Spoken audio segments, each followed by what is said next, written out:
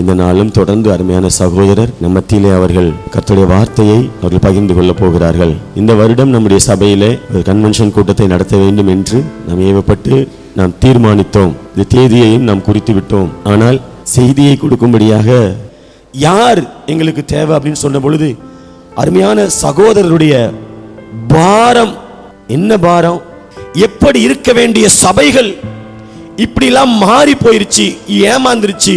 பாட்டில் பார்த்தோம், கோமாளித்தனமாய் சபைகள் மாறிடுச்சு, அதுக்கு ஏதாவது செய்யணுன்ற பாரத்தை அவங்களுடைய வீடியோஸ்ல நீங்க பார்க்கலாம்.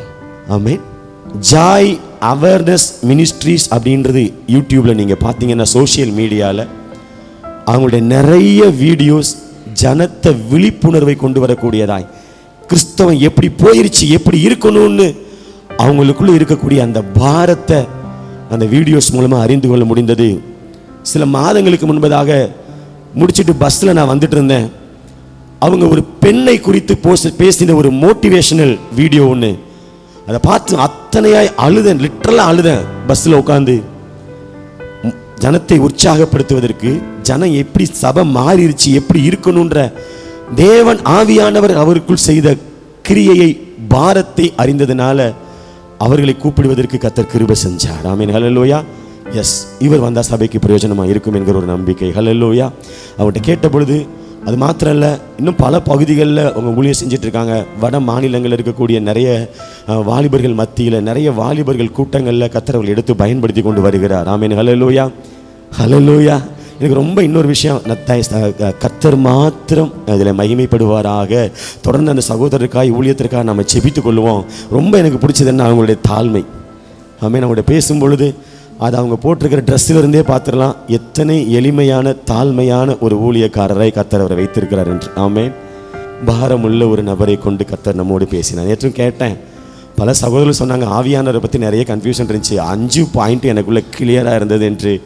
ஜனத்திற்குள் பதியத்தக்கதாய் புரியத்தக்கதாய் தேவன் நமக்கு ஒரு நல்ல அவருடைய ஊழியரை தேவன் கொண்டு வந்திருக்கிறார். ஹல்லேலூயா. ஹல்லேலூயா. தொடர்ந்து கர்த்தர் வரும் வரை, ஆமென், ஹல்லேலூயா, கடைசி வரைக்கும் தேவன் தாமே இந்த பாரத்தோடு அநேகரை சத்தியத்தை சத்தியமா போதிச்சு சபையில் இருக்கக்கூடிய தாறுமாறுகளை, கோமாளித்தனங்களை வெளியே அகற்றி சீர்படுத்தவும் சிறப்படுத்தவும் கர்த்தர் அவர்களை பயன்படுத்தும்படியாக எல்லாரும் ஜெபித்துக் கொள்வோம். ஆமென். Brother, welcome brother. ஆமென். இந்த நாளிலும் கர்த்தருடைய வார்த்தையை அவர் நம்மோடு கூட பகிர்ந்து கொள்வார். கர்த்தருக்கு நான் நன்றி செலுத்துகிறேன். ஆமென். கர்த்தர் மாத்திரமே அவர்கள் மூலமாய் மகிமைப்படுவாராக. ஆமென். இயேசுவின் மூலம் ஜெபிக்கிறோம் வல்ல பிதாவே. ஆமென். ஆவியானவர் எப்படிப்பட்டவங்கிட்ட தொடர்ந்து பேசுவார் அப்படின்னு நம்ம பார்க்க போறோம். நம்பர் 1, மன்னிக்க முடியாதவர்களிடம் ஆவியானவர் பேசுவதே இல்லை. சில விஷயங்களை நம்ம சவுலோட வாழ்க்கையில இருந்து பார்க்க போறோம். கோலியாத்தை தாவீது என்ன பண்றாரு? ஆண்டவருடைய பலத்துல தாவீது கோலியாத்தை தோற்கடிக்கிறார். அங்க இருந்த ஜனங்கள் எல்லாம் சந்தோஷத்துல சவுல் கொன்றது 1000, தாவீது கொன்றது 10,000 சொல்லி ஒரு பாட்டை பாடிட்டாங்க. இந்த பாட்டை பாடினதுல இருந்து சவுலுக்குள்ள ஒரு கசப்பு தாவீது மேல வந்துச்சு. அந்த கசப்பு எவ்வளவு கீழ்த்தரமான நிலைமைக்கு கொண்டு போனுச்சு தெரியுமா? ராஜாவாக்கும் போது ஓடி போய் ஒளிஞ்ச மனுஷன் ராஜாவானதுக்கு அப்புறம் ஆண்டவர் அவர் கூட தான் இருந்தார். ஆனா எப்ப ஒரு மனுஷனை பாராட்டுறது இந்த சவுலுக்கு பிடிக்காம போச்சோ, எப்போ ஒரு மனுஷன் ஜெயிக்கிறத இந்த மனுஷனால ஏத்துக்க முடியாம போச்சோ, அன்னைக்கு பிடிச்சது இந்த சவுல் வாழ்க்கையில வேணா ரொம்ப எக்ஸ்ட்ரீமுக்கு போயிட்டார். என்னென்ன எக்ஸ்ட்ரீமுக்கு போனாரு பாருங்க. 1 சாமுவேல் 22:17 வாசிங்கம்மா. நீங்கள் போய் கர்த்தருடைய ஆசாரியர்களை கொல்லுங்கள். கர்த்தரால எழுப்பப்பட்ட கர்த்தருடைய ஆசாரியர்களை ஏன் கொல்லணுமா? தாவீதுக்கு அவங்க எப்படி ஹெல்ப் பண்ணலாம்? எனக்கு பிடிக்காத ஒருத்தனுக்கு நீங்க எப்படி ஹெல்ப் பண்ணலாம்? தாவீதை நினைச்சாலே எனக்கு பத்திக்கிட்டு வருது, அவனுக்கு நீங்க எப்படி ஹெல்ப் பண்ணலாம்? கொல்லுங்கடா. எங்க 85 ஆசாரியர்களை கொன்னு குவிக்கிறாங்க. ஒரு மனுஷன் அவனுக்கு விரோதமா கசப்பு உள்ள வரும்போது அவனுக்குள்ள கீழ்ப்படியாமை வருது. கீழ்ப்படியாமை வரும்போது கொலை செய்ய கூட அவன் என்ன பண்ண மாட்டேங்கிறான், தயங்க மாட்டேங்கிறான். ஆண்டவர் எவ்வளவோ சவுல திருப்புறதுக்கு ட்ரை பண்ணார். சவுல் காதுக்கு என்ன பண்ணவே இல்லை, எட்டவே இல்லை. தாவீதை எப்படியாவது ஓச்சு கட்டிடணும்னு நாளுக்கு நாள் அவருக்குள்ள இந்த கசப்பு வேரூண்டி வளர்ந்துகிட்டே போனுச்சே தவிர ஆண்டவருடைய சத்தம் கேட்காமையே போயிடுச்சு. கர்த்தருடைய ஆவியானவர் சவுலை விட்டு என்ன பண்ணினார், விலகினார். 16வது அதிகாரம் 14வது வசனம் வாசிங்க. கர்த்தருடைய ஆவி சவுலை விட்டு நீங்கினார். கர்த்தருடைய ஆவி சவுலை விட்டு நீங்கினார். பொல்லாத ஆவி கலங்க பண்ணி கொண்டிருந்தது. ஆவியானவர் விலகிட்டாரு. உள்ள அசுத்தாவி உள்ள வந்துடுச்சு. அசுத்தாவி உள்ள வந்து தாண்டவமா அவர் வாழ்க்கையை வச்சு ஆட ஆரம்பிச்சிடுச்சு. ஆண்டவர் தன்னிடத்துல பேசல, தீர்க்க தரிசனத்துல பேசல, எல்லாத்திலயுமே பேசலன்னோனே அவர் யார்கிட்ட போய் ஆலோசனை கேட்கறதுக்கு போய் சவுல் உட்கார்ந்தாரு? சாத்தான்கிட்ட போய் ஆலோசனை கேட்கறதுக்கு போய் உட்கார்ந்துட்டாரு. ஒரு மனுஷன் கசப்ப உள்ள வர விட்டதுனால அவன் வாழ்க்கை எங்க போய் நிக்குது பாருங்க. உதவிக்காக அஞ்சனம் பார்க்கிற ஸ்திரீட்ட போய் என்ன பண்ணிட்டு இருக்காரு? உட்கார்ந்துட்டு இருக்கிறார். 1 யோவான் 4வது அதிகாரம் 20வது வசனம். தேவனிடத்தில் அன்பு கூறுகிறேன் என்று ஒருவன் சொல்லியும் தன் சகோதரனை பகைத்தால் அவன் பொய்யன். தான் கண்ட சகோதரனிடத்தில் அன்பு கூறாமல் இருக்கிறவன் தான் காணாத தேவனிடத்தில் எப்படி அன்பு கூறுவான்? எனக்கு ஆண்டவர் மட்டும் போதுங்க, எவனும் வேண்டாம் எவ்வளவு வேண்டாம் அப்படிலாம் நம்மளால சொல்லவே முடியாது. கண்ணு முன்னாடி இருக்கிற ஒருத்தன் செஞ்ச பகையவே நம்மளால மன்னிக்க முடியல அப்படின்னா கண்ணுக்கு தெரியாம பரலோகத்துல இருக்கிற தேவனை நம்ம எப்படி நேசிக்க முடியும்? அப்போ நம்மளே ஏமாத்திக்க முடியாது. அவர் செஞ்சது துரோகம்தான், அவர் செஞ்சது பகைதான், அவர் செஞ்சது பஞ்சகம்தான். ஆனா நான் என்ன பண்றேன்? நீங்க எனக்குள்ள இருக்கிற சுத்த மனசாட்சியை காப்பாத்திக்கிறதுக்காக அவரை நான் விடுதலை செய்யறேன். நான் உங்களை நேசிக்கணும்ன்றதுக்காக அவனை நான் மன்னிக்கிறேன். உங்க உறவை நான் காப்பாத்திக்கணும்ன்றதுக்காக இதை நான் விட்டு கொடுக்கிறேன். கசப்பையும் பகையும் வளர்த்துக்கிட்டோம் அப்படின்னா நம்ம தேவன் மேல அன்பு செலுத்தவே முடியாது. நம்ம நம்பிட்டு இருப்போம், நான் தேவனை ரொம்ப நேசிக்கிறேன், சர்ச்சுக்கு போறேன், நான் அதை செய்யறேன் இதை செய்யறேன். ஒருத்தர் மேல பகையை வச்சுக்கிட்டு நீங்க இதெல்லாம் செஞ்சீங்க அப்படின்னா நீங்க தேவன் மேல அன்பு கூறல. உங்களுக்கு பேரு பொய்யன். எனக்கு பேரும் அதான். என் மனசுல கசப்பு இருக்கா இல்லையான்னு எப்படி கண்டுபிடிக்கலாம் தெரியுமா? கண்டுபிடிக்கிறதுக்கு ஒரு சின்ன டிப்ஸ். ஒருத்தர் மேல எனக்கு கசப்பு இருக்கா இல்லையான்னு கண்டுபிடிக்கிறதுக்கு ஒரு சின்ன டிப்ஸ் என்ன தெரியுமா? ஆண்டவரே, அந்த குடும்பத்தை நீங்க ஆசீர்வதிங்க, அவங்க நல்லா இருக்கட்டும், அவங்க குழந்தை குட்டிகள்லாம் கர்த்தருக்குள்ள வளரட்டும், அவங்க பிள்ளைகள்லாம் சாட்சிகளா எழும்பட்டும், அந்த குடும்பத்துல அவங்க செய்கிற காரியங்கள் வாய்க்கட்டும், அவங்க போக்கை வரத்தை நீங்க பாதுகாருங்க, அவங்க ஆசீர்வாதமா மென்மேலும் வளர்றத நான் பார்க்க எனக்கு உதவி செய்யுங்கன்னு மனசார யார் மேலலாம் உங்களுக்கு ஜெபிக்க முடியலையோ அவங்க மேலலாம் நீங்க கசப்பு வச்சிருக்கீங்கன்னு அர்த்தம். மனசுல கசப்பு இருக்கா இல்லையான்னு எப்படி செக் பண்ணலாம்? அவங்க நல்லா இருக்கணும்னு ஆசீர்வாதமான ஜெபத்தை உங்களால ஜெபிக்க முடியல ஒருத்தர் மேல அப்படின்னா அவர் மேல உங்களுக்கு கசப்பு இருக்குன்னு அர்த்தம். இதை வச்சு நீங்க செக் பண்ணிக்கங்க, எத்தனை பேர் மேல நமக்கு கசப்பு இருக்கு இல்லைன்னு செக் பண்ணிக்கோங்க. எசேக்கியேல் 36வது அதிகாரம் 26வது வசனம். உங்கள் உள்ளத்திலே புதிதான ஆவியை கட்டளையிட்டு கல்லான இருதயத்தை உங்கள் மாம்சத்திலிருந்து எடுத்து போட்டு கல்லான இருதயத்தை உங்கள் மாம்சத்திலிருந்து எடுத்து போட்டு சதையான இருதயத்தை உங்களுக்கு சதையான இருதயத்தை ஆவியானவர் நமக்கு கொடுத்து இருக்க நம்ம விட்டு கொடுக்கணும். ஆவியானவர் கல்லான இருதயம் உள்ளவர்களிடம் பேசினா கூட அவர் விதைக்கிற அந்த விதை கல்லுக்குள்ள வேர் உள்ள போக முடியாதனால அது என்ன பண்ணாது? முளைக்காது, வளராது, கனி கொடுக்காது, பூக்காது, காய்க்காது.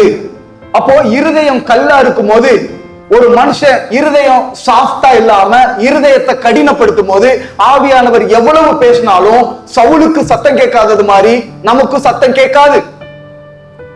கடைசி யார கொல்றதுக்கு, யார ஜெயம் கொள்றதுக்கு ஆண்டவர் நம்மளை அழைச்சாரோ அவன் கையாலேயே என்ன கொன்றுன்னு சொல்லி தற்கொலை பண்ணி சாகிற நிலைமைக்கு நம்ம வாழ்க்கை என்ன பண்ணிரும்? வந்து முடிஞ்சிடும். ஆண்டவர் கல்லான இருதயத்தை எடுத்து போட்டு நமக்கு சதையான இருதயத்தை தந்து நம்மளுடைய முரட்டு சுபாவத்தை எடுத்து போட்டு ஒரு சாஃப்ட் நேச்சர் உள்ள மனுஷனா நம்மளை மாற்றணும்னு அவர் விரும்புறார். ஏன்னா பூமியில இயேசு கிறிஸ்து வாழும் போது சாஃப்ட் நேச்சரோட வாழ்ந்தார். எல்லாருமே தைரியமா நைட்டு கூட அவரை தேடி போனாங்க. சீசர்கள் எந்த பிரச்சனைனாலும் அவர்கிட்ட போய் நின்னாங்க. மென்மையான இருதயம். இப்ப நம்ம இருதயம் கசப்புனால கடினப்பட்டு போயிடுச்சு அப்படின்னா அவர் எவ்வளவுதான் சத்தமா நமக்கு பேசினாலும், அவர் மெல்லிய சத்தத்துல பேசினாலும் நமக்கு கேட்காது, அவர் பலத்த காட்டுல பேசினாலும் நமக்கு கேட்காது. நம்ம இருதயம் அவர் போடுற எந்த விதையுமே ஏத்துக்காது. உடனே வந்து பறவைகள் எடுத்துட்டு போயிடும். எந்த வசனமும் உங்களுக்குள்ள போகாது. இருதயத்துல இருக்கிற ஈரம் ட்ரை ஆகி நீங்க வெறுமையாகி நீங்க டிப்ரெஷனுக்கு போய் தற்கொலை செய்யக்கூடிய எண்ணத்துக்கு கூட வந்துருவீங்க. கசப்பு கடினமான இருதயத்தை தரும்.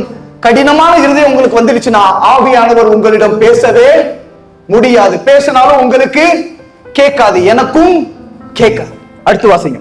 எபிரேயர் 12வது அதிகாரம் 15வது வசனம். ஒருவனும் தேவனுடைய கிருபையை இழந்து போகாதபடிக்கு யாதொரு கசப்பான வேர், கசப்பான ரூட் முளைத்து எழும்பி, கசப்பு உள்ள வந்த உடனே அது என்ன பண்ணுதான்? முத வேலையா வேர் வைக்க ஆரம்பிக்குது. இந்த வேர் ரொம்ப ஆபத்துங்க. மேலோட்டமா எவ்வளவு வெட்டி எடுத்தாலும் வேர் உள்ள இருந்துச்சுன்னா மறுபடியும் அது என்ன பண்ணிட்டே இருக்கும்? வளர்ந்துகிட்டே இருக்கும். ஒருத்தரை பிடிக்கலன்றத மனசுல சுமந்துட்டோம்னா அது வேர் விடுற சக்தி இருக்கு. கசப்பு ஒரு மனுஷனுக்குள்ள வேர் விட்டுடுச்சு அப்படின்னா என்ன பண்றான்? கிருபையை கொஞ்சம் கொஞ்சமா இழக்க ஆரம்பிக்கிறான், கிருபையை கொஞ்சம் கொஞ்சமா விலக்க ஆரம்பிக்கிறான், கிருபையை விட்டு விலகி போக ஆரம்பிக்கிறான். கிருபையை விட்டு விலகி இருதயத்துல கசப்பின் வேர் வளர்ந்தவங்க கலகத்தை உண்டு பண்ணுவாங்க, ஒற்றுமையை குலைப்பாங்க, அவதூறு பேசுவாங்க, சபையை ரெண்டா உடைப்பாங்க, பிரச்சனைக்கு காரணமா மாறுவாங்க. அவங்க மூலமா அநேகர் என்னவும் படுவாங்க, தீட்டுப்படுவாங்க. கசப்பு வேற நான் வளர்த்தேன் அப்படின்னா அப்படியே கொஞ்சம் கொஞ்சமா அந்த கசப்பு ஸ்ப்ரெட் ஆகி ஒரு பெரிய கூட்டத்தையே அழிக்கக்கூடிய சக்தி அதுக்கு இருக்கு. சோ அடுத்தவங்களுக்கு ஆசீர்வாதமா இருக்கிறதுக்கும் சமாதானமா இருக்கிறதுக்கும் உப்பா இருக்கிறதுக்கும் ஆண்டவர் நம்ம அதுக்காக அழைச்சிருக்கிறாரு. ஆனா யார் மேலேயோ இருக்கிற கசப்புக்காக, ஏதோ சொத்துக்காக, ஏதோ ஒரு சின்ன பிரச்சனைக்காக, ஏதோ நம்மள ஹர்ட் பண்ணிட்டாங்கன்றதுக்காக யார் மேலேயோ இருக்கிற கசப்பை உள்ள விட்டு அந்த கசப்பு நம்மள அப்படியே வேர் விட்டு வளர்ந்து தேவன் கிட்டையும் வரவிடாம, வேதத்தையும் படிக்க விடாம, நல்ல கேரக்டர்ஸ் எல்லாம் அதை அழிச்சு, உங்களுடைய நல்ல குணங்கள் எல்லாம் அது தண்ணீர் போல உறிஞ்சி எடுத்து கசப்புன்ற கலைச்செடி உங்களுக்குள்ள அப்படி வளர்ந்து நீங்க கெட்ட கனியை கொடுக்கிற கெட்ட மரமா மாறிவிடாத படிக்கு, கிருபையை இழந்து அநேகரை தப்பான வழிக்கு நடத்தி விடாத படிக்கு எச்சரிக்கையா இருக்க ஆவியானவர் நம்மை இன்றைக்கு அழைக்கிறார். இந்த இடத்துல நம்ம ஒரு தீர்மானம் எடுத்தே ஆகணும். யார் மேலேயாவது இந்த சபையில யாருக்காவது கசப்பு இருந்தாலோ, வெறுப்பு இருந்தாலோ, போட்டி இருந்தாலோ, பொறாமை இருந்தாலோ தயவாய் மன்னிச்சிருங்க. கசப்பான வேர் நமக்குள்ள இருந்துச்சுன்னா சபையே என்ன பண்ணப்பட்டுரும்? நிறைய பேர் தீட்டுப்படுறதுக்கும் நீங்க கலகத்துக்கு காரணமான மாறிடுவீங்க. இந்த சர்ச்சில் யார் மேலேயாவது உங்களுக்கு கசப்பு, வெறுப்பு, சண்டை போட்டு ஒப்புரவாகாம மன்னிக்காம இருந்திருந்தீங்கன்னா உடனே மன்னிச்சிருங்க. இந்த சபைக்குள்ள இருந்தாங்கன்னா உடனே போய் மன்னிப்பு கேட்டுருங்க. ஒருவேளை வெளியில இருந்தாங்கன்னா சபை முடிஞ்ச உடனே முத வேலையா போன் போட்டு என்ன பண்ணிருங்க? மன்னிப்பு கேட்டுருங்க. அவங்க மன்னிக்கிறாங்களோ மன்னிக்கலையோ அது ரெண்டாவது பிரச்சனை. ஆனா மனம் வருந்தி மன்னிப்பு கேட்க வேண்டியது நம்முடைய பிரச்சனை. தயவு செஞ்சு அவங்கள மன்னிச்சு நீங்க என்ன பண்ணிருங்க? விடுதலையாயிருங்க. யார பத்தின நெகட்டிவையும் வீட்டுல பேசாதீங்க. அப்படி பண்ணிட்டா தெரியுமா, அப்படி பேசியிருக்கலாமா, என்ன எப்படி பேசுறாங்க தெரியுமா, இவங்கெல்லாம் ஒரு ஊழியக்காரங்க, இவங்கெல்லாம் ஒரு கிறிஸ்தவங்களா, எப்படி பேசிட்டாங்க தெரியுமான்னு வீட்டுல உட்கார்ந்து அவங்களுடைய வீழ்ச்சியை பற்றி நம்ம பேசுவதற்கு அழைக்க படல. அதான் வேறு. அப்படியே கொஞ்சம் கொஞ்சமா ஞாபகப்படுத்தி தூங்கி முழிச்ச உடனே வேதத்தை திறந்து ஆண்டோடைய வார்த்தையில நம்ம கவனத்தை செலுத்தாம தூங்கி முழிக்கும் போது அந்த மனுஷனுடைய கசப்பு தான் வந்து நிக்குது, அவங்க மேல இருக்கிற கோபம் தான் வந்து நிக்குது. இது ரொம்ப சிரமம். அப்ப வேர் விட ஆரம்பிச்சிருச்சுன்னு அர்த்தம். ஆண்டவர்கிட்ட பெலனை கேட்டு, ஆண்டவரே அவங்க மேல எனக்கு ஏன் வெறுப்பு வருது, அவங்க மேல எனக்கு ஏன் கசப்பு வருது, இங்க நான் முழங்கால் போடுறேன்னு சொல்லி, ஆண்டவரே அந்த குடும்பத்தை நீங்க ஆசீர்வதிங்க, ஆண்டவரே அவங்க நல்லா இருக்கட்டும் சுவாமி, அந்த குடும்பத்துல உங்களுடைய சமாதானம் எப்போது தங்கி இருக்கட்டும் சுவாமி, நான் உங்களுக்கு உப்பா இருக்க விரும்புறேன், நான் உங்களுக்கு வெளிச்சமா இருக்க விரும்புறேன், நான் உங்க கரத்துல பயன்பட விரும்புறேன், மன்னிக்கக்கூடிய சக்தி எனக்கு தாங்க. கிளாடிஸ் அம்மையார் வெளிநாட்டுல இருந்து தியாகம் பண்ணி இங்க வந்து ஊழியர் செஞ்சு 2 சின்ன பசங்க, ஹஸ்பண்ட் மனசாட்சியே இல்லாம எரிச்சு கொண்டிருக்காங்க. இந்த அம்மா மனசார சொன்னாங்க, நாங்கள் அவர்களை மன்னிக்கிறோம். அவங்களையே அந்த அம்மாவால மன்னிக்க முடியுதுன்னா நம்ம சின்ன சின்ன விஷயத்துக்கே நம்ம மன்னிக்காம இருந்தோம்னா நிச்சயமா சொல்றேன் அது நம்மள அழிச்சிடும். போலியா ஒரு பிரைஸ் தி லார்ட், போலியா மனசுக்குள்ள கசப்பு வச்சுக்கிட்டே ஒரு சிரிப்பு வேண்டாம். வேஷம் போடுறதுக்கு ஆண்டவர் நம்மளை அழைக்கவே இல்லை. வேஷம் போடுறதுக்கு ஆண்டவர் நம்மளை அழைக்கவே இல்லை. உண்மையா இருக்க அழைச்சிருக்கிறார். இந்த ஆலயத்துல யார் மேலேயாவது, இந்த ஆலயத்துல இருக்கிற குடும்பங்கள்ல, உங்க சபையில இருக்கிற குடும்பங்கள் மேல உங்களுக்கு ஏதாவது கசப்பு இருந்தா அவங்ககிட்ட போய் மன்னிப்பு கேட்டுட்டு தான் நீங்க சாப்பாட்டு தட்டிலேயே என்ன பண்ணணும்? கை வைக்கணும். போன் பண்ணி மன்னிப்பு கேட்டுட்டு தான் சாப்பாடு தட்டிலேயே கை வைக்கணும். காணிக்கை பெட்டியில மட்டும் மன்னிப்பு கேட்டு காணிக்கை போடுறது இல்ல, சாப்பாடு தட்டுல கூட மன்னிப்பு கேட்டுட்டு சாப்பாடுல கை வைக்கலாம், தப்பு இல்ல. இப்படிப்பட்ட கிறிஸ்தவர்களை வெளியில இருக்கிறவங்க பார்த்தாங்கன்னா அவங்க இந்த சபைக்குள்ள வராம இருப்பாங்களா? அவங்க நம்மள நம்பாம இருப்பாங்களா? நமக்குள்ள இப்படி ஒரு ஒற்றுமை வந்துச்சுன்னா, இப்படி ஒரு மன்னிக்கிற சுபாவம் வந்துச்சுன்னா, ஒற்றுமையை கிறிஸ்தவன்ட்ட கத்துக்கடா. ஒற்றுமையை ஹோப் சர்ச்சில் போய் கத்துக்கடா. இந்த மே மாச லீவுக்கு பூந்தமல்லிக்கு போ, ஹோப் சர்ச்சுக்கு போ. அங்க போய் ஒற்றுமைனா என்னன்னு கத்துக்கடா. எப்படி ஒருத்தருக்கு மன்னிக்கணும் அங்க போய் கத்துக்கோ. எப்படி உப்பா இருக்கணும், வெளிச்சமா இருக்கணும், எப்படி விட்டு கொடுக்கணும் அங்க போய் கத்துக்கோ. அங்க இருக்கிற 10 வயசு பிள்ளைகிட்ட போய் கத்துக்கோ. சொல்லக்கூடிய காலம் நம்ம கையில இருக்கு. தயவு செஞ்சு யாரையும் மன்னிக்காம இந்த வாசலை கடந்து போகாதீங்க. கோபங்கள், சண்டைகள், வாக்குவாதங்கள் என்னை விற்றகன்றிட விரும்புகிறேன். மாம்சத்தின் சிந்தைகளை, ஆசை இச்சைகளை சிலுவையில் அறைந்திட விரும்புகிறேன். உப்பாக பூமியில் சாரம் இழக்காமல் சாட்சி பகர்ந்திட விரும்புகிறேன். எதிர்த்து வருவோரை எரிச்சல் மூட்டாமல் ஜெபத்தால் ஜெயித்திட விரும்புகிறேன். நான் மாறிடவே விரும்புகிறேன். உம்மில் வளர்ந்திடவே தேவனின் வெளிச்சத்தில் வாழ்ந்திடவே நான் விரும்புகிறேன். அவர் இதயத்துக்கேற்றதை செய்திடவே நான் விரும்புகிறேன்.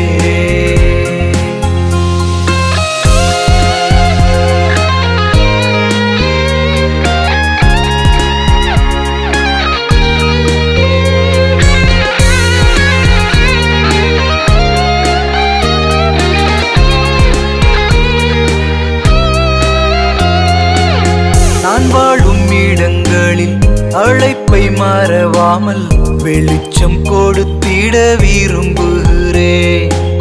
நற்செயல் செய்வதில் சோர்ந்து போகாமல் உம்மை போல் வாழ்ந்திட விரும்புகிறேன். அன்பு, சந்தோஷம், சாந்தம், சமாதானம் ஆவியின் கனி தர விரும்புகிறேன். கடைசி வரையில் நிலைத்து நின்றிட உமது ஆவியை விரும்புகிறேன். நான் மாறிடவே விரும்புகிறேன். உம்மில் வளர்ந்திடவே தேவனின் வெளிச்சத்தில் வாழ்ந்திடவே நான் விரும்புகிறேன். அவர் இதயத்துக்கேற்றதை செய்